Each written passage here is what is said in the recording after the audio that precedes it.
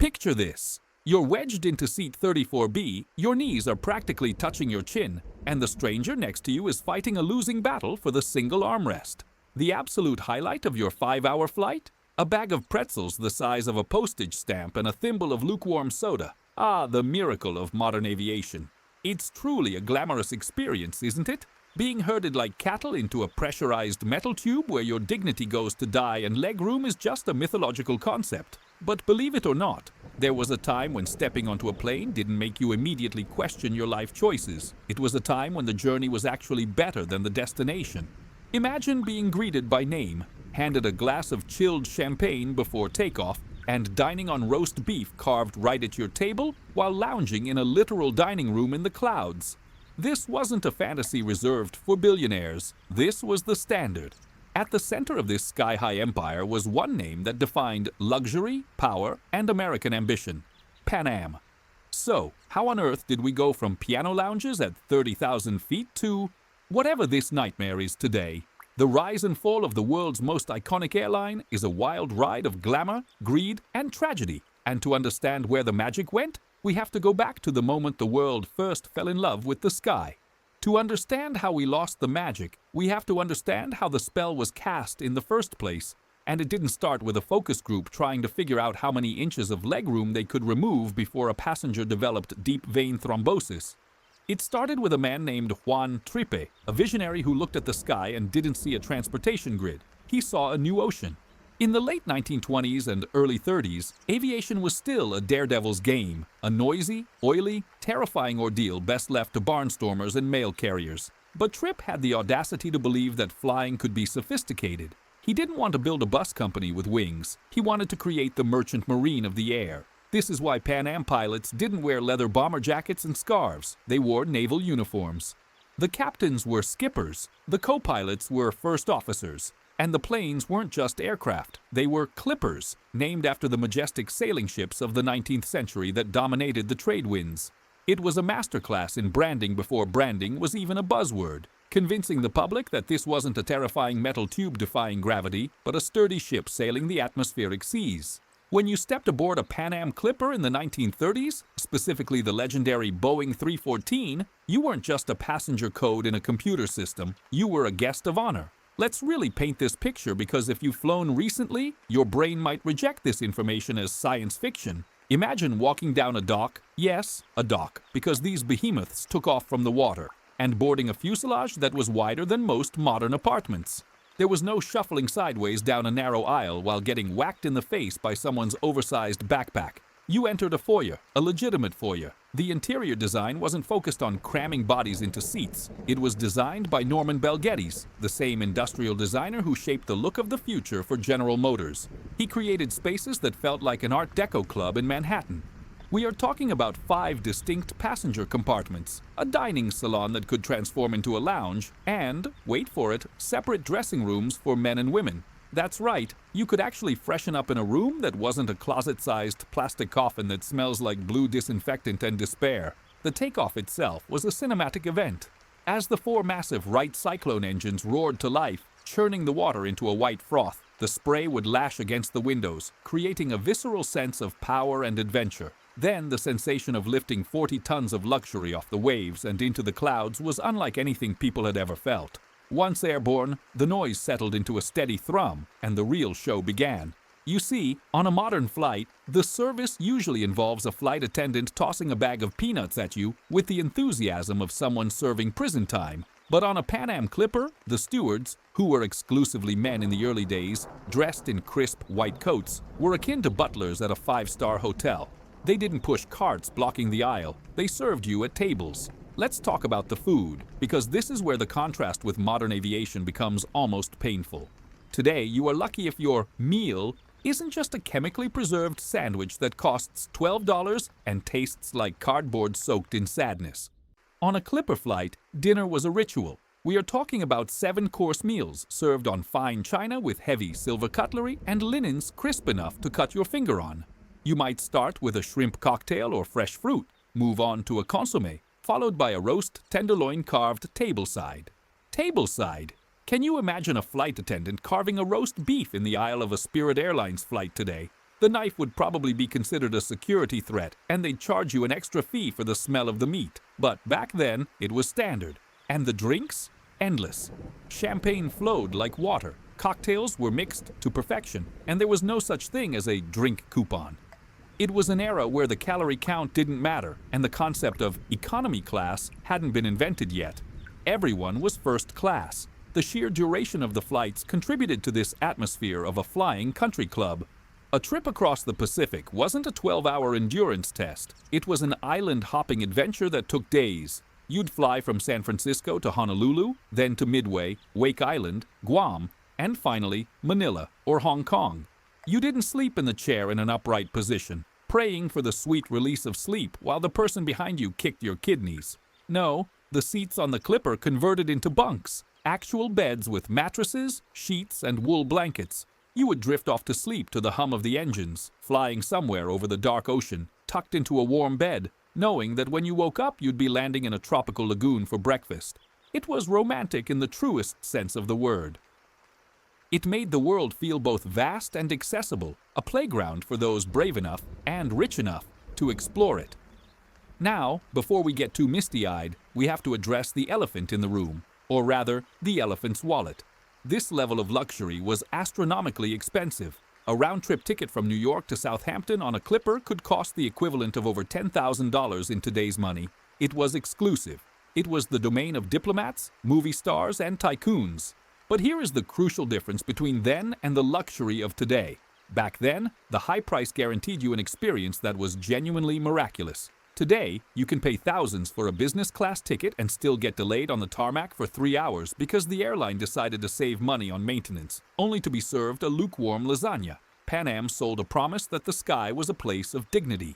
They sold the idea that American engineering and hospitality were second to none. Juan Trippe wasn't just selling a seat, he was selling the American century.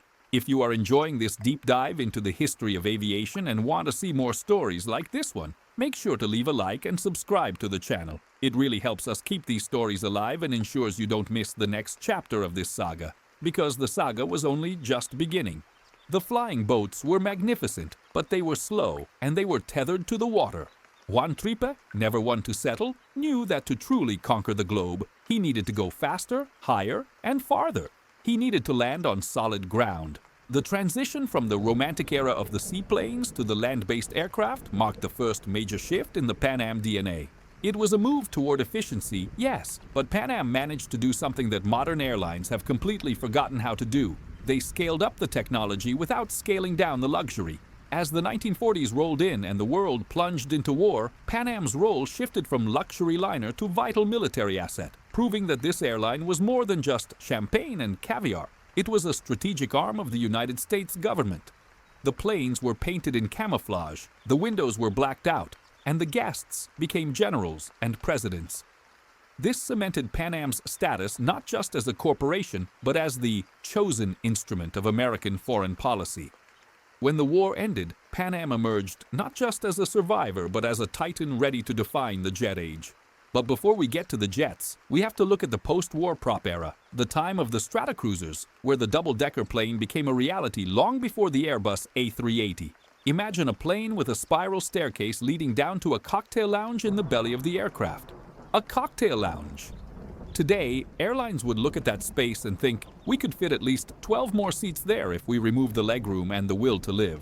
But Pan Am looked at that space and said, let's put a bar there so people can socialize. It was a mindset that prioritized the human experience over the bottom line, a philosophy that seems as extinct today as the dodo bird. This era was the bridge between the pioneering days and the mass travel boom.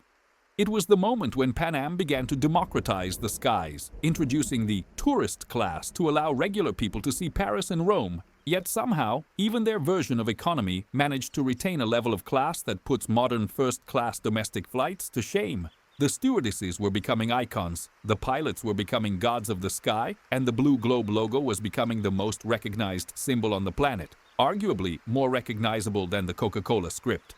They were on top of the world, quite literally, but in the distance, a new sound was beginning to be heard, a high-pitched whine that would change everything. The jet age was coming, and with it, Pan Am would reach heights of glamour that would make the Great Gatsby look like a budget motel party, but it would also sow the seeds of its own destruction. That high-pitched whine wasn't just a new engine sound, it was the siren song of the jet age. And when Pan Am introduced the Boeing 707 in October 1958, they didn't just update their fleet, they shrank the planet. Before this moment, crossing the Atlantic was a long, rattling endurance test that took the better part of a day. Suddenly, with the 707, New York to London was a 6.5-hour hop. It was a technological leap comparable to the smartphone, but unlike the smartphone, which has doomed us to endless scrolling and social anxiety, the jet age brought people together in style. This was the era that birthed the term jet set, a phrase that dripped with envy and glamour. To be part of the jet set meant you were sophisticated, wealthy, and probably sipping a martini at 35,000 feet while wearing a suit that cost more than a car.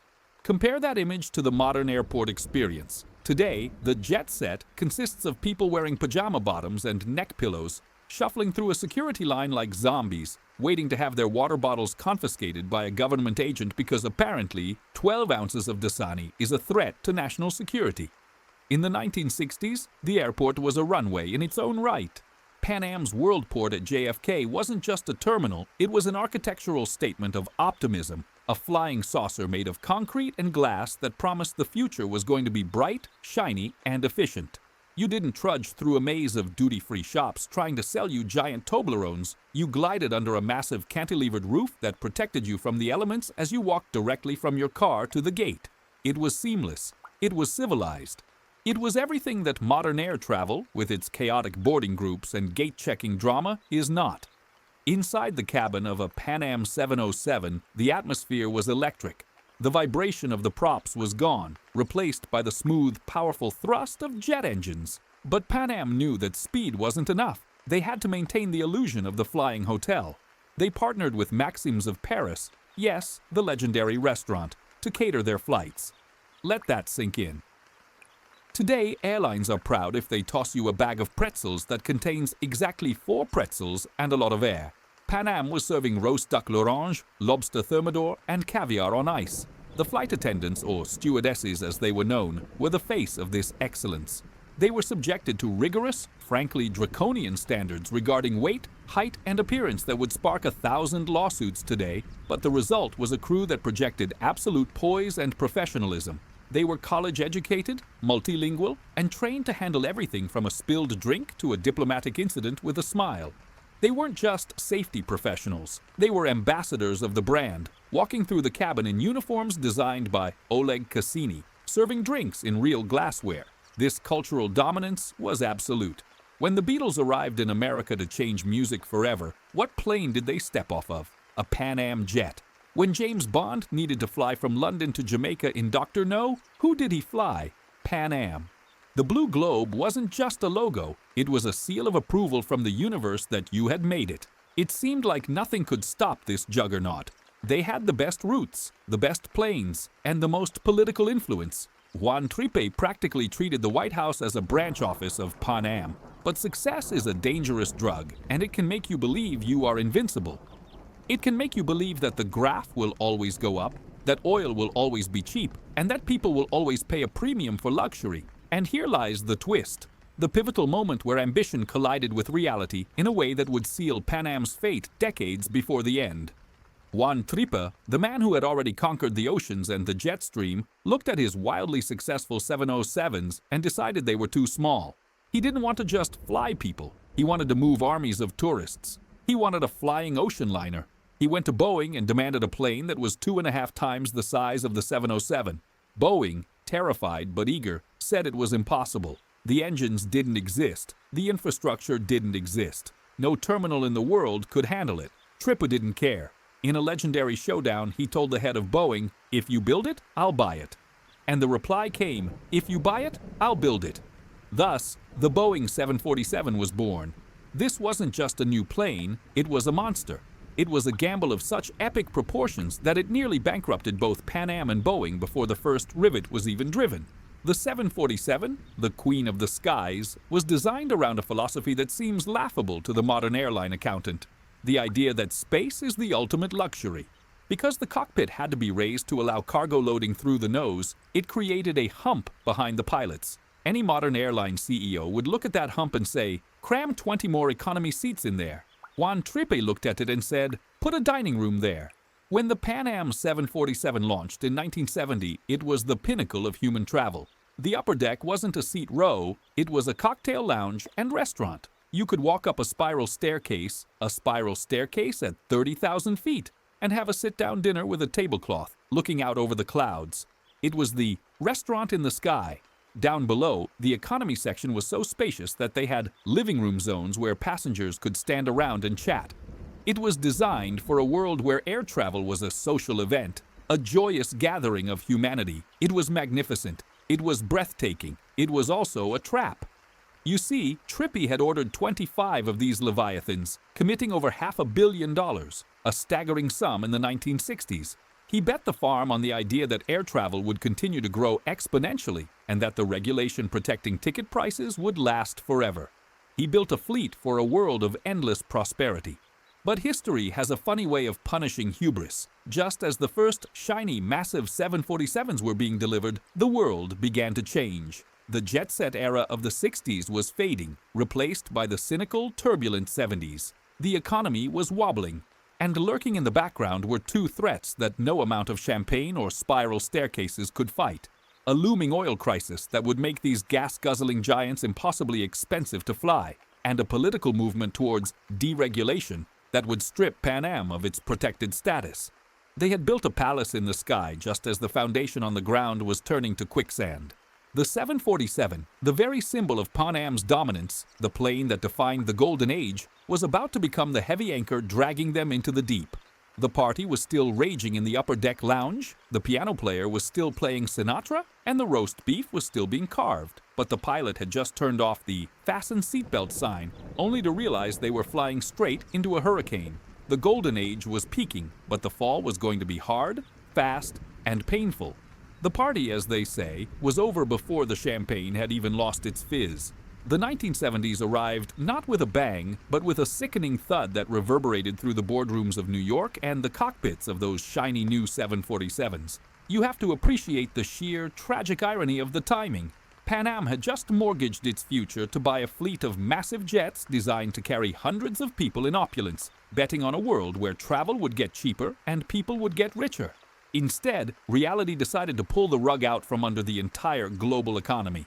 The 1973 oil crisis hit the airline industry like a sledgehammer to the knees. Almost overnight, the price of jet fuel didn't just go up, it quadrupled. Now, in today's world, when fuel prices go up, airlines react with the grace and compassion of a starving shark.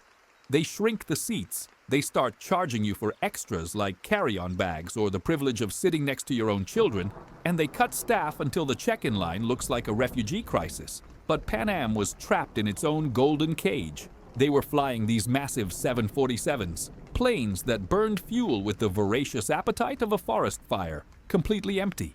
There were flights crossing the Atlantic with more crew members than passengers.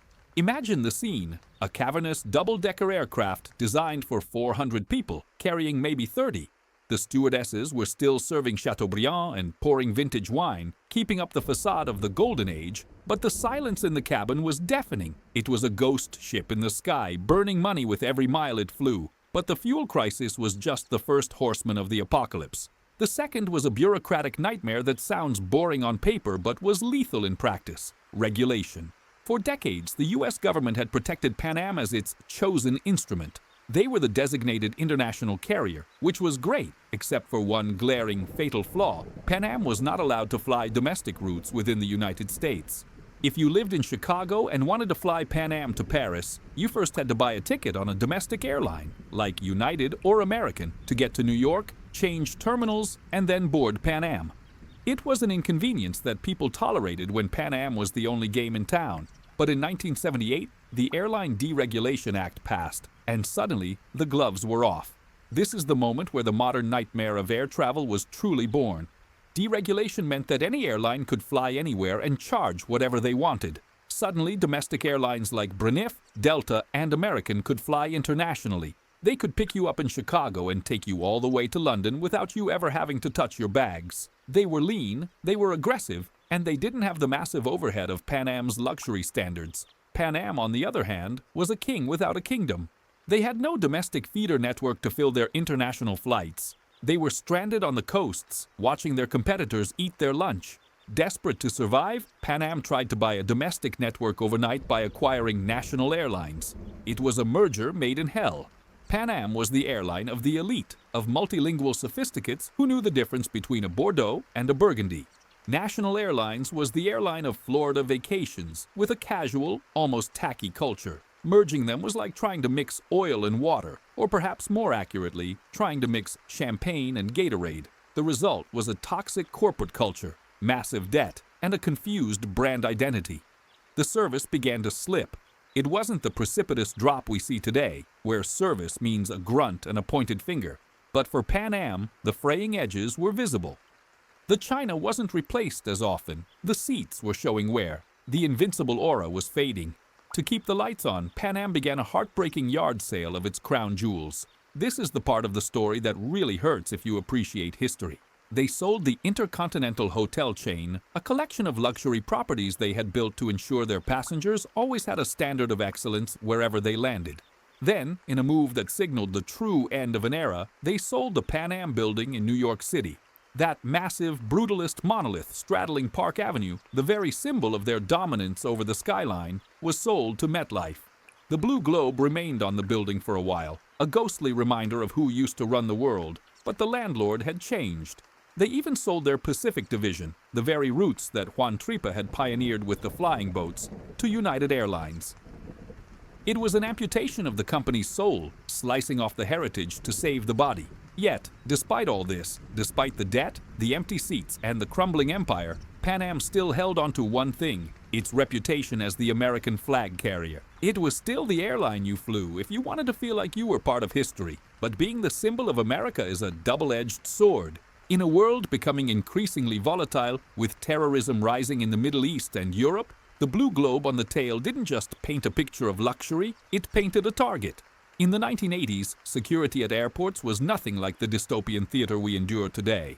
There were no body scanners, no taking off your shoes, no tossing out your shampoo. You could walk family members to the gate. It was innocent, and that innocence was about to be exploited in the most horrific way possible.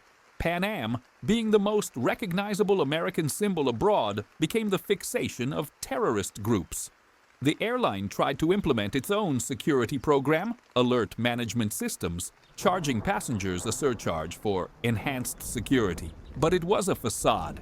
The system was flawed, relying on underpaid staff and outdated technology. They were trying to secure a fortress with a padlock made of paper. The tension was building. The finances were in ruin, the assets were sold off, and the staff was demoralized. Yet the planes kept flying, carrying the weight of a legacy that was becoming too heavy to bear. And then came December 21st, 1988, 4 days before Christmas. Pan Am Flight 103, a Boeing 747 named Clipper Maid of the Seas, took off from London Heathrow bound for New York. It was packed with students returning home for the holidays, families, and business travelers. They were settling into their seats, perhaps sipping that last taste of luxury, unaware that in the cargo hold, a Toshiba cassette player packed with Semtex explosive was ticking down. At 7:02 p.m., over the small Scottish town of Lockerbie, the bomb detonated. The explosion didn't just destroy a plane, it shattered the world's perception of safety. It was the moment the Golden Age didn't just fade away, it was violently extinguished. The sight of the massive nose cone of the 747 lying crushed in a field became the defining image of the tragedy. It was a visual metaphor that was impossible to ignore. The queen of the skies, broken and grounded. For Pan Am, this wasn't just a disaster. It was the death blow. The public trust, the one commodity an airline cannot survive without, evaporated overnight. Who would pay a premium to fly on a target? Who would choose the world's most experienced airline when that experience couldn't protect them? The countdown to the final day had begun, and it would be a slow, agonizing descent that would leave the world wondering, could anything save the blue globe? Or was it destined to become nothing more than a logo on a retro messenger bag? The aftermath of Lockerbie was a slow, agonizing suffocation. It wasn't just the lawsuits, which were astronomical, or the FAA fines, which were punitive. It was the silence. The phones stopped ringing, the travel agents stopped booking, the loyalists, the people who had flown Pan Am for decades because it made them feel like royalty, simply couldn't justify the risk. The airline was bleeding $1 million a day, a hemorrhage that no amount of asset liquidation could staunch. In a desperate final bid to stay airborne, Pan Am sold its most precious possession, the very heart of its operation, its routes to London Heathrow. They sold them to United Airlines. To put this in perspective, this would be like Disney selling Mickey Mouse to keep the theme parks open. Pan Am was the Atlantic. Giving up London was an admission that the empire was already dead. The body just hadn't hit the floor yet. By 1991, the once mighty giant was reduced to a skeleton crew, flying a handful of routes to Latin America and relying on a lifeline of cash from Delta Airlines. Delta had promised to fund a reorganized, smaller Pan Am, keeping the name alive. The employees, the pilots, the flight attendants, people who had dedicated their entire lives to the Blue Globe, held onto this promise like a life raft in a storm. They believed that the legacy was too big to fail, that the name Pan Am was too woven into the fabric of America to simply vanish. But the corporate world is a cold, heartless place, devoid of the romance that Juan Trippe had built his company upon. On the morning of December 4, 1991, Delta decided the numbers didn't work. They pulled the plug. The end didn't come with a grand farewell tour or a dignified sunset ceremony. It came with a phone call. Al Becker, the press spokesman for Pan Am, was waiting in the offices in New York when the call came through from the courthouse. The message was brutal in its brevity. Shut it down. Not wind down operations over the next month, but stop now. Right now. It was a scene of absolute chaos and heartbreak. In Miami, at the headquarters, grown men and women, captains who had navigated typhoons and wars, broke down and wept openly in the hallways. The order went out to the pilots in the air: land at the nearest airport. Do not take off. Imagine being a passenger on a Pan Am jet in Barbados, taxiing to the runway, drink in hand, ready to fly to New York. Suddenly, the plane stops. The captain comes on the intercom, his voice cracking, and tells you that the airline no longer exists. You have to go back to the gate and get off. The fuel trucks drove away. The ticket counters closed. The computers went dark. One of the most famous brands in the history of capitalism, a company that had literally defined the 20th century, simply ceased to be. It was as if the lights had been turned off in the greatest theater on earth, leaving everyone stumbling in the dark. And what have we been left with in the dark? Look around you. We traded the Pan Am Clipper for the budget carrier cattle car. We traded the dignity of a dining room in the sky for the privilege of buying a tepid box of tapas for $14. The death of Pan Am wasn't just the bankruptcy of a corporation. It was the death of an idea. It was the end of the belief that the customer is a guest to be courted rather than a self-loading cargo unit to be exploited. Today, airlines don't compete on service. They compete on who can inflict the least amount of misery for the lowest possible price. They have engineered the romance out of the experience with surgical precision. Think about the modern boarding process. It's a contact sport. You stand in a crowded pen, anxiously clutching your boarding pass, eyeing the person next to you as a threat to your overhead bin space. You shuffle down a jet bridge that looks like a hospital corridor, only to squeeze into a seat designed for a human being who hasn't eaten since 1974. And if you dare to ask for a pillow, the flight attendant looks at you with a mixture of pity and annoyance, as if you've just asked for a kidney. Contrast that with the Pan Am experience we've talked about. The carving stations, the dressing rooms, the sheer, unadulterated space. We have advanced technologically. Our planes are safer, quieter, and more fuel efficient. But experientially, we have regressed to the Stone Age. We can fly to the other side of the world in 12 hours, but we arrive stiff, dehydrated, and hating humanity. The tragedy of Pan Am is that it proved luxury and mass travel could coexist, at least for a while. It showed us a version of the future where technology elevated the human spirit. Now, technology just elevates the shareholders' dividends. The Golden Age is a phrase we throw around a lot, but in aviation, it is an empirical fact. There was a peak, and we are living in the valley. We are living in the era of sweatpants and plastic cups, looking back at the black and white photos of people in suits and evening gowns dining at 30,000 feet, wondering where it all went wrong. But perhaps that's why the legend of Pan Am endures. It's why you see the logo on t-shirts worn by teenagers who weren't even born when the airline folded. It's why there are replica Pan Am experiences where people pay hundreds of dollars just to sit in a fake plane and eat a meal served by actors pretending to be 1970s stewardesses. We crave that lost dignity. We miss the optimism. Pan Am represented a time when America felt like it could do anything, when the horizon was an invitation, not a chore. Juan Trippe's vision was flawed, yes. It was arrogant, expensive, and ultimately unsustainable in a cutthroat market, but it was beautiful. It aimed for the stars. The blue globe is gone from the hangars. The worldport at JFK has been demolished, replaced by a generic glass box. The 747s have largely been retired to the boneyards of the Mojave Desert, their spiral staircases gathering dust under the relentless sun, but the story remains. It serves as a reminder that once we didn't just fly to get somewhere, we flew for the joy of flying. We flew to be part of something greater than ourselves. And even though we are currently wedged into seat 34B, fighting for an armrest and eating a bag of crushed pretzels, we can close our eyes and imagine, just for a second, that we are aboard a clipper, the engines are humming, the champagne is cold, and the world is wide open and waiting for us. If you want to keep exploring these lost worlds and ensure that these incredible stories aren't forgotten in the rush of the modern world, please make sure to subscribe to the channel. We have so many more chapters of history to uncover, and your support is the fuel that keeps this engine running. Leave a like if you missed the Golden Age, and I'll see you in the next story.